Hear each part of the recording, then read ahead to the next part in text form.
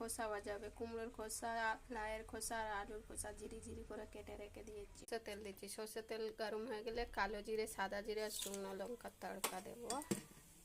ফোড়নে দেবো খোসা, কেটে রাখা খোসা।